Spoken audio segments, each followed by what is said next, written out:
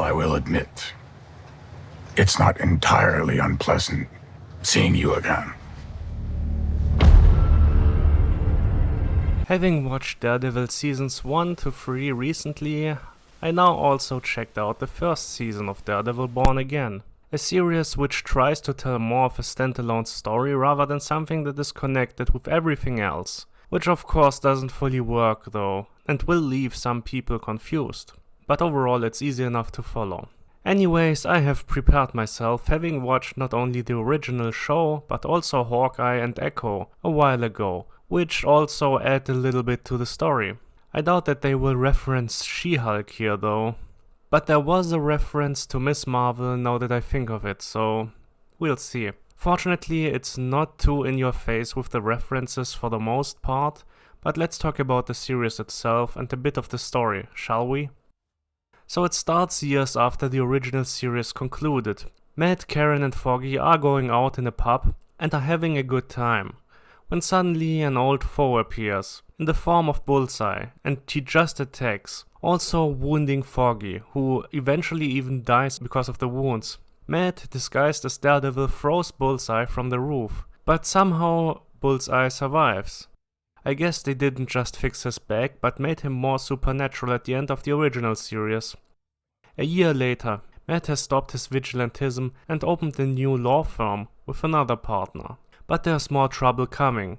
Wilson Fisk has once again returned into the limelight and started his campaign to become the mayor of the city, which works out, and he soon starts to create his own task force and taking control over New York, not just with politics but also with a whole bunch of dirty cops. And as we all know, Fisk has his own rules and morals, and he creates his own task force, is taking over New York, not just with his politics, but also by force, with the help of a bunch of dirty cops who do a little bit of fascism in the city. But the road for the Kingpin is a bit rocky as well. He finds Vanessa and they rekindle their relationship, but there's trouble in paradise, to say the least, and they have to go through their issues on a personal and criminal business level. Matt is also having problems in a couple of his relationships and some former alliances. Of course, the Punisher also comes back for 2 episodes and screams, shoots, beats and gets the shit beaten out of him.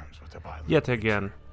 I guess just like for the Punisher TV series, the writers of this show didn't understand that the Punisher is a pretty great soldier who uses tactics and military skills to achieve his goals, especially as he is usually confronted with a huge number of enemies and has to be careful and act intelligently, not just run into a bunch of bad guys and get quickly overwhelmed every fucking time. Do this, Leroy Dragons! Oh my god, he just ran in. But there are also a couple of threats. As I said, the dirty cops, who are also idealizing the Punisher and just do an overall worse job than he does, which is probably a commentary on real cops that often use the Punisher logo, which is idiotic to be honest. When law enforcement is putting the logo of a vigilante, real or fictional, on their cars and uniforms, it's a bad sign. I mean, I can understand soldiers using the logo. Frank Castle is a great soldier, as I said. He is a disturbed being, and I would guess that both these things are relatable to soldiers. So they admire him either for his skills or for also showing the dark side of PTSD and trauma from combat. But seeing a cop holding up the logo of the guy who kills criminals without due process and for any kind of crime basically, well, that's pretty messed up, I would say. And the Punisher is in one scene directly confronted with these cops and tells them that they are clowns several times. I just wish the dialogue would be better. But let's talk about the action a bit. I would say in general it's probably a step down from the original series. The first action scenes are quite CGI heavy. We have some more crazy action sequences, but they sometimes look like a PS4 game at times. They also tried to create an interesting one-shot action scene, which just seems a bit weird in how it is presented. The action in general seems a bit bloodier as well.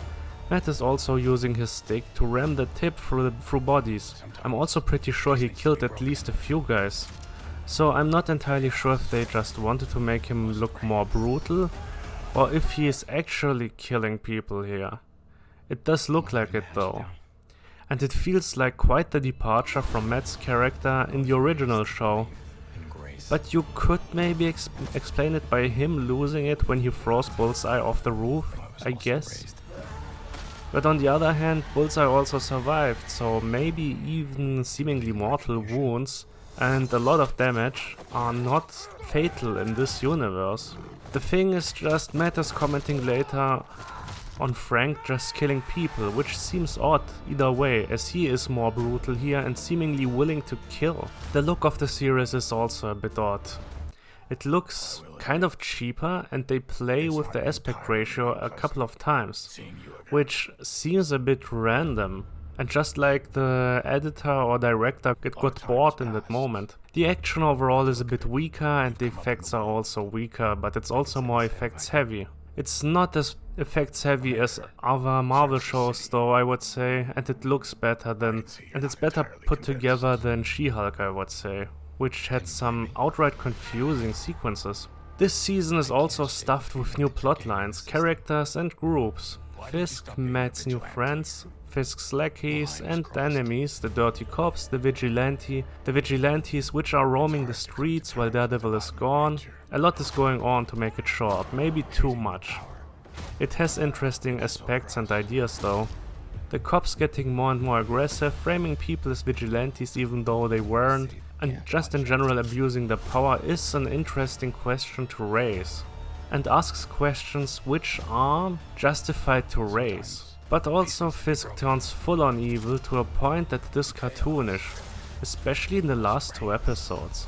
But there is still some good action, there are some good plot lines, but it's not like a highlight. It's also lacking the highlight sequences and episodes that the original show had, at least in this first season.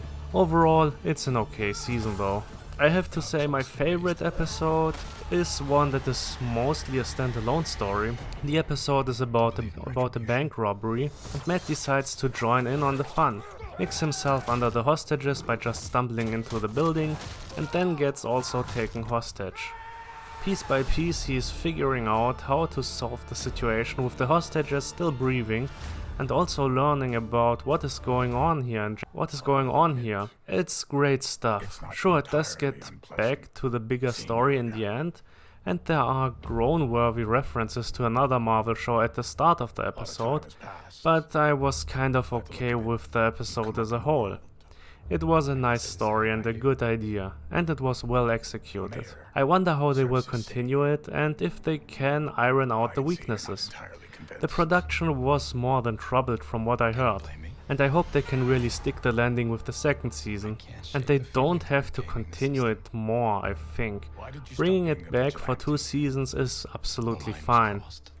But Disney having troubled productions is a given at this point, it seems, and trying to make movies and shows by committee to make something that pleases everyone will just please no one in the end, and just create very bland products. Anyways, this was okay. It's a 7 out of 10 I would say, but it's closer to a 6 than an 8. And when I eventually will review the second season, I can give a full rating for the entire show, I guess. Anyways, see you in the next one. Mind putting the hatchet down? I was raised to believe in grace.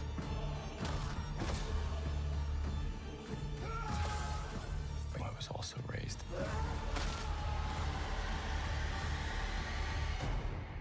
to believe in retribution.